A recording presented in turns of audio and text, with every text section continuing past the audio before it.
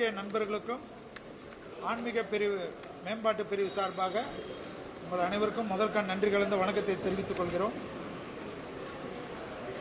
ஆன்மீக பிரிவுடைய கோயம்புத்தூர், சேலம், வேலூர், பெருங்கோட்டை மாவட்ட தலைவர்களும் மற்றும் நிர்வாகிகளுடைய அறிமுக கூட்டமும் சந்திப்பு கூட்டமும் இன்று சேலத்தில் வெகு விமர்சையாக நடைபெற்றுக் கொண்டிருக்கிறது. சேலம் மாவட்ட ஆன்மீக பிரிவு நிர்வாகிகளும் மாநில நிர்வாகிகளும் ஒரு சிறப்பான ஏற்பாட்டை செய்திருக்கிறார்கள்.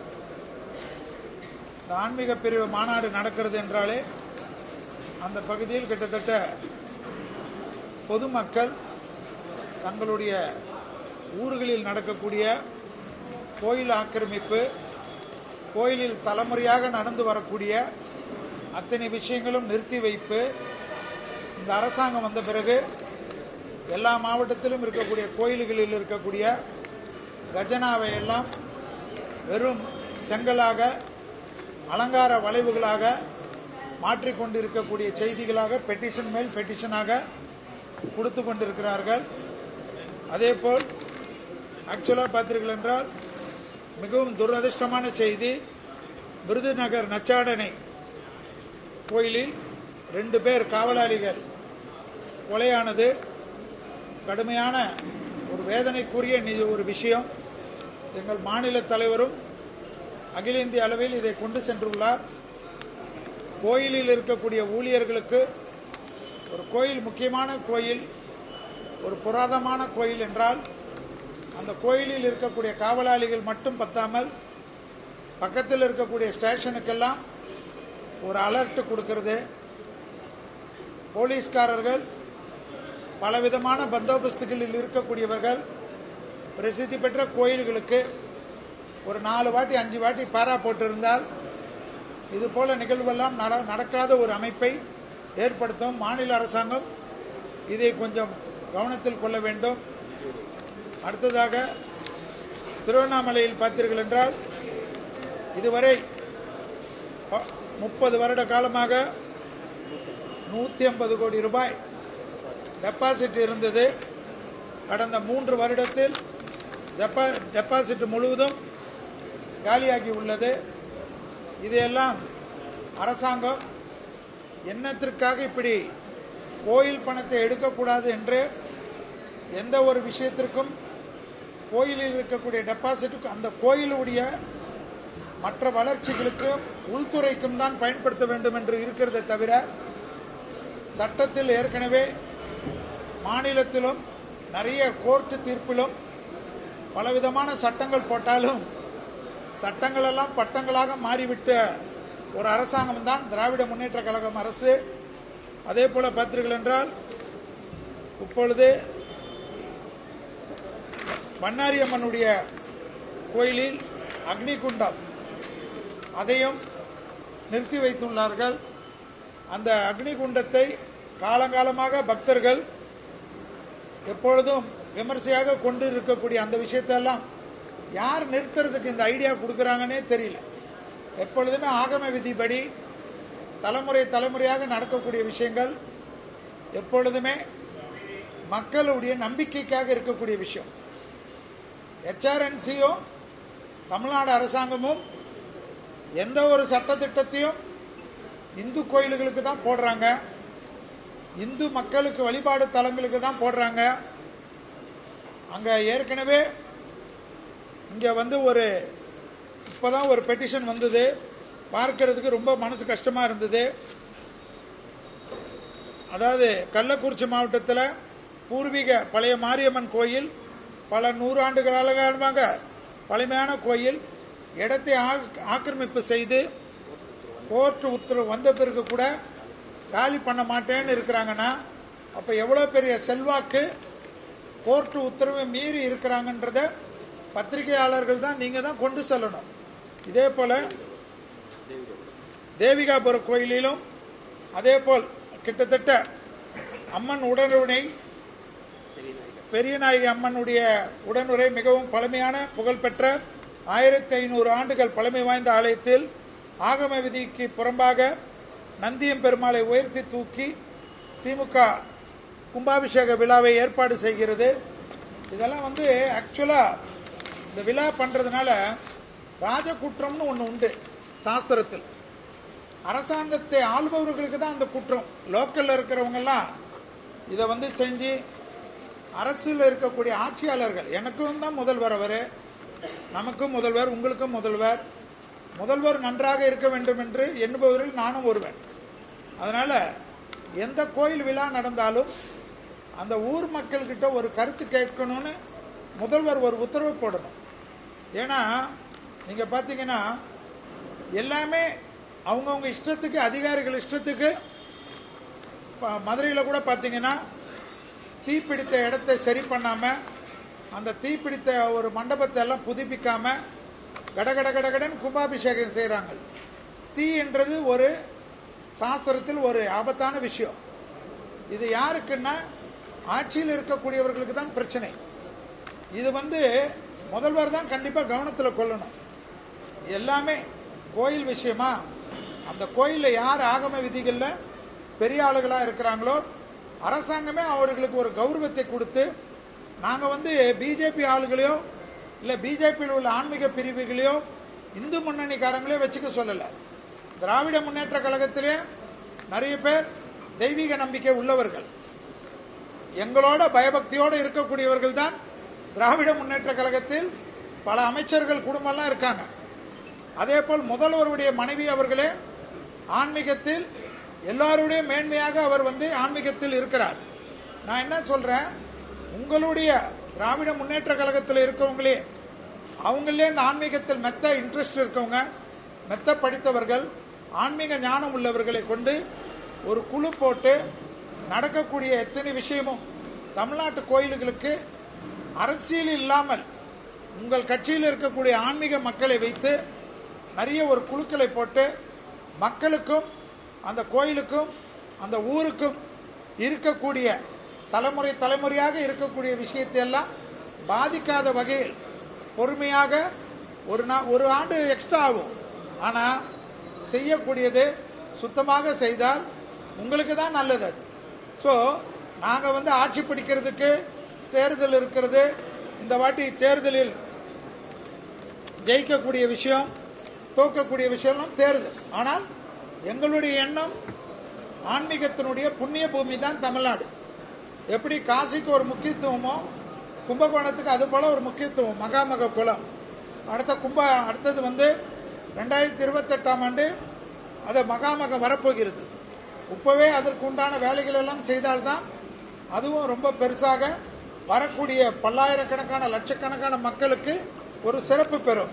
குமரகுரி முருகன் கோயில்ல 10 ஆண்டுகளாக திருப்பணி முடங்கி உள்ளது. பாலாலயம் நடந்து 10 ஆண்டுகள் ஆகியும் இன்னும். அதனால திமுக அரசை மட்டும் நான் குறை சொல்லல, அதுக்கு முன்னாடி இருந்த அரசாங்கங்களும் அதை முன்னெடுக்கலன்றதான் வருத்தத்தை சொல்றோம். அதே போல சுகவேணேஸ்வரர் திருக்கோயில்ல தேவாரம் பாடல் பாடக்கூடாது என்று அறநிலையத்துறை சொல்லியிருக்குது. தேவாரம் பாடலன்னா டிஸ்கோ பாட்டா பாட முடியும்னு பத்திரிகைக்காரங்க தான் கேட்கணும். நான் என்ன சொல்றேன், ஒரு சிவன் கோயில்ல தேவாரம் பாடாம திருவாசகம் பாடாம வேற என்ன பாட்டு பாடுறதுன்னு கொஞ்சம் சொன்னீங்கன்னா, அதுக்கு வேணும்னா திமுக காரர்கள் ஏதாவது ஒரு பாடல் கொடுத்தா கூட நான் என்ன சொல்றேன், உங்களுக்கு பிடித்த ஏதாவது ஒரு சாமி பாட்டு கொடுத்தா கூட எங்களுக்கு சந்தோஷம்தான். நான் என்ன கேட்கிறேன், வேற யாருதான் உங்களுக்காக பாடி கொடுக்கணும்? கோளார் பதிகத்தை பாடக்கூடாதுன்னு சொன்னா அப்புறம் திருஞான சம்பந்தர் தமிழ் மந்திரங்கள், தமிழ் ஆகம விதிகள், தமிழ் மந்திரங்கள் தான் எங்கள் உயிர்னு சொல்ற திராவிட கட்சி. நாங்கள் என்ன சொல்றோம், தமிழ் மந்திரங்களே நீங்க எல்லா கோயில்லையும் பாடுறதுக்கு அனுமதிக்கணும். எந்த வர சிவன் கோஷ்டி வந்தாலும் விடுறது இல்லை, பெருமாள் கோஷ்டி வந்தாலும் விடுறது இல்லை. ஆனா திராவிட முன்னேற்ற கழகத்தில் மந்திரிகளுடைய பஜனை கோஷ்டிக்கு மட்டும் எல்லா கோயிலிலும் ஃபுல்லா சப்போர்ட்டா இருக்கு.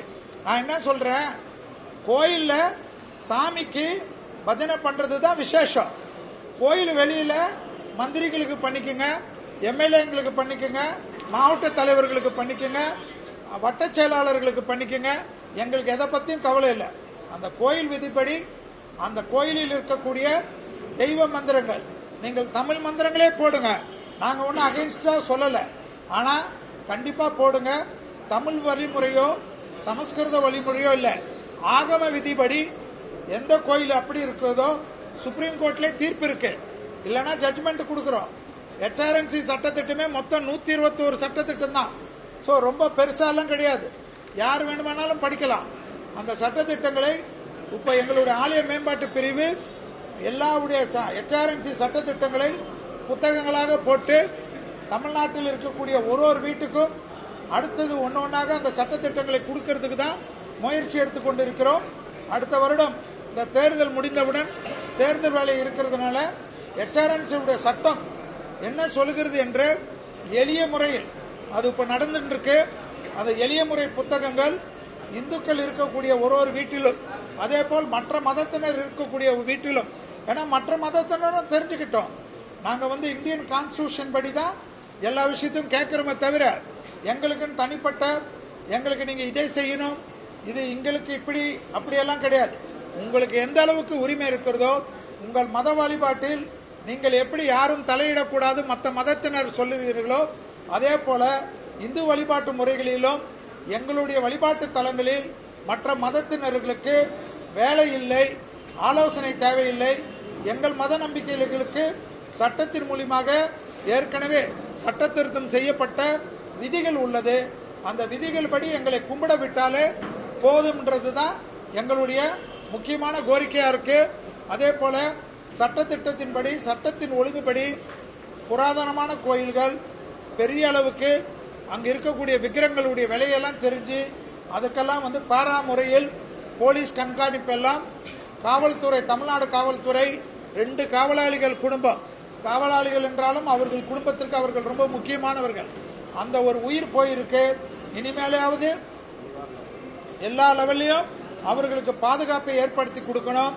இந்த 2 காவலாளி குடும்பத்திற்கு நம்மளுடைய பாரதிய ஜனதா கட்சியின் ஆலய மேம்பாட்டு பிரிவாக நான் வைக்கிறேன் முதல்வருக்கு கோரிக்கை. அவர்களுக்கும் அவர்கள் குடும்பத்திற்கும் பெரிய அளவுக்கு நிவாரணம் கொடுக்க வேண்டும். அவர்களும் உயிர்தான்.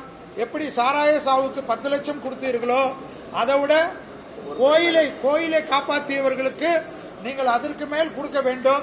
ஏனென்றால் இவர்களுக்கு கொடுத்தால்தான், இந்த குடும்பம் வாழ்த்தினால்தான் உங்களுக்கும் நல்லது. நீங்கள் குடிப்பீர்கள் என்ற நம்பிக்கை எங்களுக்கு உண்டு. முதல்வரிடத்தில் இதை பற்றி தனியாக ஒரு கோரிக்கை மனு தமிழ்நாடு ஆலய மேம்பாட்டு பிரிவு சார்பாக கொடுக்கும் என்பதை இந்த பத்திரிகையின் வாயிலாக தெரிவித்துக் கொள்கிறேன்.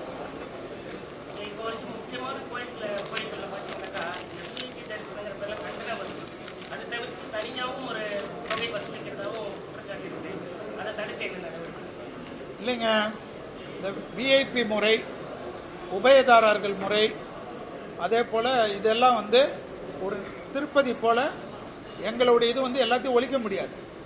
ஏன்னா இந்தியா முழுவதும் அந்த முறை உள்ளது. உடனே அடுத்த கேள்வி வரும், காசியில் இல்லையானுவாங்க, ராமர் கோயிலில் இல்லையானுவாங்க. நான் என்ன சொல்றேன், திருப்பதியில் ஒரு முறை இருக்கு. பிரம்ம முகூர்த்த காலையிலிருந்து 6 மணி 7 மணி வரைக்கும் அந்த கட்டணத்தில் அவங்களுக்குன்னு இந்த டோக்கன் சிஸ்டம் இருக்கு. அந்த டோக்கன்ல அதே போல கோயில்களுக்குன்னு உபயதாரர் இருக்காங்க.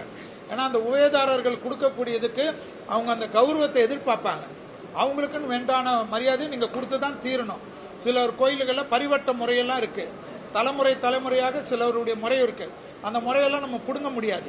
அவங்களுக்குன்னு அந்த நேரத்தை ஒதுக்குங்க. ஏன்னா கிட்டத்தட்ட 4 மணிக்கு ஆரம்பிக்கிறீங்கன்னா கோயில் சிலது ஆரம்பிக்கிறது இல்ல, 6 மணிக்கு ஆரம்பிச்சாலும் இரவு 9 மணி வரைக்கும் இருக்கு. அதுல இந்த பிரேக்கப் தர்ஷன் இருக்கு, பிரேக் தர்ஷன் இருக்கு. அது போல நீங்க கொடுங்க. அதை கொடுத்துட்டு மற்ற நேரத்தில் பொது தரிசனம் கொடுங்க. அந்த பொது தரிசனத்தில் எந்த விஐபிக்கும் முக்கியத்துவம் கொடுக்காதீங்க. அது யாரா இருந்தாலும், மந்திரியாக வந்தாலும் அந்த பிரேக்கப் தரிசனத்திலையும் அந்த முறைகள் இருக்கக்கூடிய நேரத்தில் மட்டும்தான் அலோ செய்வோன்னு தமிழ்நாட்டில் இருக்கிற கோயிலில் ஒரு சட்டம் கொண்டு வந்துட்டாங்கன்னா இந்த பிரச்சனை வராது. எல்லா இடத்துலையும் இவரு குருக்கள் துட்டு வாங்கினாங்க, பூஜாரி துட்டு வாங்கினாங்க, கோயில்ல வேலை செய்யறவங்க துட்டு வாங்கினாங்க, இவங்க வாங்கினாங்க, பிஜேபி காரங்க கூட துட்டு வாங்கினாங்கன்னு சொல்வீங்க. சோ யாரும் துட்டு வாங்க வேணாம். கோயிலே டிக்கெட் போட்டு வித்துக்கிட்டோம். 1 லட்ச ரூபாய் டிக்கெட் கூட நீங்க வித்துக்குங்க. அது பக்தர்கள் வந்தா எங்களுக்கு சந்தோஷம். ஏன்னா கோயிலும் நிறைய நல்ல காரியம் பண்ணணும், அன்னதானம் பண்ணணும்.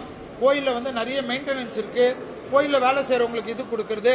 என்னை பொறுத்த வரைக்கும் லட்சக்கணக்கான மக்கள் வரக்கூடிய கோயிலுக்கு நீங்க டாய்லெட் கட்டி கொடுங்க, பாத்ரூம் கட்டி கொடுங்க. அதே போல வந்து தங்கும் விடுதிகள் வந்து அந்த காலத்துல வந்து டார்மெட்ரியா இருக்கும், அதெல்லாம் பண்ண. அதே போல ஆக்கிரமிப்பை தயவு செய்து ஒதுக்கி வைங்க. அந்த காலம் வந்து எல்லா கோயிலும் தேரோடும் வீதியாக தான் இருந்தது, இப்ப நடை வீதியாக மாத்திட்டீங்க. சோ அப்பெல்லாம் இது ஆக்கிரமிப்புல தானே இருக்கும். தேர் ஓடாத ஒரு கோயில் தமிழ்நாட்டில் எந்த கோயிலும் கிடையாது. அப்போ அவ்வளவு பெரிய தேர் போகக்கூடிய கோயில்ல அதே போல எங்களுக்கு திருப்பி ஆக்கிரமிப்பெல்லாம். நான் என்ன சொல்றேன், வேற ஏதாவது ஒரு இடத்துல இருந்தா நைட்டோட நைட்டா வந்து எல்லா ஆக்கிரமிப்பையும் தூக்குறீங்கல்ல. கோர்ட் உத்தரவு போட்டிருக்கு, எல்லாமே இருக்கு. நாங்கள் என்ன சொல்றோம், தேர்தலுக்காக பார்க்க கூடாது. எங்க மக்களாக இருந்தாலும் பக்தர்களுடைய வசதிகள் கரெக்டாக பக்தர்கள் வர வேண்டும், தரிசனம் செய்ய வேண்டும், சந்தோஷமாக போக வேண்டும். டாய்லெட்டை கட்டிட்டு கவர்மெண்ட் மெயின்டைன் பண்ணணும்னு அவசியம் இல்லை. தனியாருக்கு கொடுத்துட்டாவே அவங்க கோயில் திருப்பணியாவே அவங்களே வேலையாட்களை போட்டு நன்றாக மெயின்டைன் பண்ணுவாங்க. அரசாங்கம் இதெல்லாம் செய்யணும்னு தான் நாங்க கோரிக்கை வைக்கிறோம். நாங்க வந்து அரசாங்கத்தை குறை சொல்லல, எங்கள் கோரிக்கை நியாயமா இருந்தா செய்யுங்க, நியாயம் இல்லைன்னா செய்யாது. அறநிலையத்துறை தரப்புல ஏராளமான பல்லாயிரக்கணக்கான நிலங்கள் வந்து மீட்கப்பட்டிருக்கு அப்படின்னு அமைச்சர் சைடப்பாக சொல்றாரு. அதை நீங்க சொல்ல முடியாது. அதாவது நான் என்ன சொல்றேன், பல லட்சம் ஏக்கர் இருக்கு, 1 லட்சம் ஏக்கர்ல நம்மளுடைய கசட்ல எடுத்து பாத்தீங்கன்னா பல லட்சம் ஏக்கர் இருக்கு. அந்த பல லட்சம் ஏக்கர்ல பல ஆயிரம் ஏக்கர் மீட்கிறது பெரிய விஷயம் இல்ல. சட்டம் அரசாங்கம் நினைத்தால், அரசு எந்திரங்கள் நினைத்தால், அரசு உடனடியாக தீர்க்கமாக இருந்தால், கட்சிக்காரங்க கிட்ட இருந்து புடுங்கினாவே லட்சக்கணக்கான ஏக்கர்கள் திருப்பி வரும். அதை வந்து நீங்க வந்து நியாயப்படி நீங்க ஒன்னும் வச்சுக்க வேணாம்னு சொல்ல, பொது ஏலத்துல குத்தகையே விடுங்க, நான் ஒன்னும் விற்க சொல்லல. அதிகமா யார் குத்தகை எடுக்கிறாங்களோ அவங்களுக்கு கொடுங்க. இது வரைக்கும் குத்தகை வாடகை வரலன்னு எவ்வளவு கேஸ் HRNC-ல இருக்குன்னு நீங்க லிஸ்ட் எடுத்து கேளுங்க. 10 ரூபாய் ஒரு ஏக்கருக்கு, 15 ரூபாய் ஒரு ஏக்கருக்கு. நல்ல நெல் விளையும் பூமியில தஞ்சாவூர்ல ஒரு ஏக்கருக்கு 100 ஏக்கருக்கு 150 ரூபாயில இருக்கு. இதெல்லாம் நியாயமா? இதெல்லாம் அடுக்குமா? கோயில் சொத்து, சிவன் சொத்து, குளம் வழங்காதுன்னு சொன்னா கூட எல்லா சொத்தும் யார் யார்கிட்ட இருக்குதுன்னு பாத்தீங்கன்னா அங்க ஒரு கொடி பறக்கும். சோ இந்த கொடி பறக்கிறதெல்லாம் விட்டுட்டு மக்களுக்கு இவ்வளவு லட்சக்கணக்கான இதை எடுத்து நல்ல காரியம் நீங்களே நிறைய பண்ணுங்க, நாங்களும் கூட இருக்கிறோம் தான் சொல்றோம்.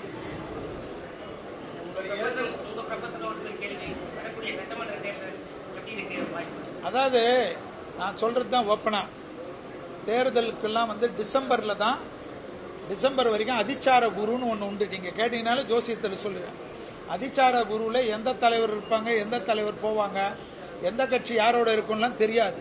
ஸோ டிசம்பர் 20ஆம் தேதி வரைக்கும் தமிழ்நாட்டில் குழப்பம் இருக்கும். டிசம்பர் 20ஆம் தேதி உங்களுக்கே ரிசல்ட் தெரிஞ்சிடும். அவ்வளவுதான் மேட்டர். பழமை வாய்ந்த கோட்டை மாரியம்மன் கோவில்ல காணிக்கையா வழங்கப்பட்ட மாடுகள் வந்து நான் கூட பண்ணாரின்னு சொன்னேன், அது கோட்டை மாரியம்மன் தான். அந்த இதுல சொல்லுங்க சார். கோட்டை மாரியம்மன் கோவில்ல மாடு திருடப்பட்டது, வெட்டி கூடு போடப்பட்டது, கறிவிற்பனை செய்யப்பட்டது. ஆனால் இந்து முன்னணி தலைவர் காடேஸ்வரா சுப்பிரமணியம் மட்டும்தான் அறிக்கைவிட்டது. பாரதிய ஜனதா கட்சியினர் முக்கிய நிர்வாகிகளோ ஆன்மீக பிரிவோ எந்த விதமான அறிக்கைவிடல. என்ன காரணம்? கலந்துட்டாங்க, எல்லாமே கூட இருந்து அந்த போராட்டத்தில் கலந்துட்டு இருக்காங்க. ஆன்மீக பிரிவு தான் முன்னெடுத்து செஞ்சிருக்கு. அதனால சென்னை கிருஷ்ணன்லாம் மனு கொடுத்திருக்கிறதெல்லாம் எடுத்து பாருங்க. பெட்டிஷன் மட்டும் தான் கொடுத்தீங்க. எந்த ஒரு சேலத்துல வந்து கோயில் முன்பாக ஒரு ஆர்ப்பாட்டமோ, ஆர்ப்பாட்டம் தான்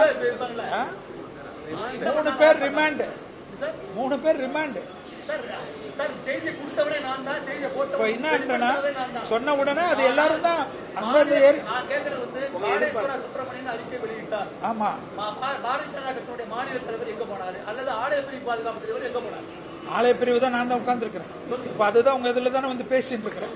நான் என்ன சொல்றேன், இது ஏதோ உள்நோக்கத்தோட நீங்க பேசலாம். ஆனா எங்களுக்கு என்னன்னா எல்லா விஷயத்துக்கும் இப்ப கூட தான் 2 பேர் காவலாளிகள் இது பண்ணது எங்க மாநில தலைவரும் கொடுத்திருக்காரு, நாங்களும் கொடுத்திருக்கிறோம். உங்க மூலியமா கோரிக்கை வைக்கிறோம், கடுமையான இது பண்ணணும்னு சொல்றோம். பாதித்தவர்களுக்கு, உயிர் போனவர்களுக்கு அரசாங்கம் வந்து சாராய சாவல் இல்லாம எங்களுக்கு கோரிக்கை வைக்கணும் தான் எல்லாத்தையும் சொல்றோம். எங்களுடைய ஒரு ஆலய பிரிவு, மேம்பாட்டு பிரிவு, ஒரு நிர்வாகிகளும் அங்க இருக்கக்கூடிய இந்து முன்னணி, RSS, விஸ்வ இந்து பரிஷத்தோட எல்லா போராட்டத்திலையும் போறாங்க. அவங்களும் அரெஸ்ட் ஆகுறாங்க. அதே போல வந்து அந்த இதை வந்து இந்து முன்னணி அவர்கள் கொடுத்திருக்கக்கூடிய அந்த வீடியோ கிளிப்பிங்கில் தான் அரெஸ்ட் செய்திருக்கிறார்கள். அரெஸ்ட் செய்தவர்களை பற்றி அதான் அவர்கள் உன் நண்பர்கள் மூலியமாக பத்திரிகையாளர் மூலியமா கிடைச்ச வீடியோ கிளிப்பிங் அது கொடுத்தது நீங்க தான். நீங்க கொடுத்தது தான். ஆமா, நீங்க கொடுத்தது தான்.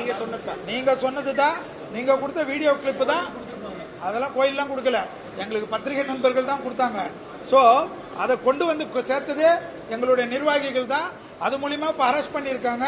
அரெஸ்ட் பண்ணிட்டு அவங்களுக்கு பெயில் கொடுத்துட்டு ராஜ மரியாதையே பண்ணுவாங்க. ஏன்னா அதையெல்லாம் தான் அடுத்த ஒரு இதுல வந்து எங்களுடைய 20ஆம் தேதி 29ஆம் தேதி மாநாடுல, கும்பகோணம் மாநாடுல பிரிஞ்ச பிறகு இது போல என்னென்ன நடந்திருக்கிறதோ ஆலயத்துல, அதே போல வந்து மாடுகளுக்கு தமிழ்நாட்டுடைய ஆலயத்தில் என்னென்ன ஆக்கிரமி இருக்கோ எல்லா லிஸ்டும் எடுத்துட்டு இருக்கிறோம். ஏற்கனவே கோயம்புத்தூர்லயும் வந்து அதை பத்தி பேசியிருக்கிறோம். யார் யார் ஆக்கிரமி செஞ்சிருக்காங்க எல்லா லிஸ்டும் எடுத்திருக்கிறோம். எல்லாமே மொத்தமாக ஜனவரி மாதத்துக்குள்ளாக தமிழ்நாடு மதுரை கோர்ட்டிலையும் தமிழ்நாடு கோர்ட்டிலையும் போட்டு வழக்கு போட்டு சம்பந்தப்பட்ட துறை HRNC உடைய செக்ரட்டரியா இருக்கட்டும், HRNC கமிஷனராக இருக்கட்டும், கோர்ட்டுக்கு வந்து நீதிமன்றத்துக்கு வந்து எல்லாத்துக்கும் நாங்கள் கொடுக்கக்கூடிய அத்தனையுடைய குற்றச்சாட்டுக்கும் பதில் சொல்ல வேண்டிய கடமை அவர்களுக்கு உருவாக்குற சூழ்நிலையை எங்களுடைய வழக்கறிஞர்கள் டீம் வந்து செஞ்சுட்டு தான் இருக்காங்க.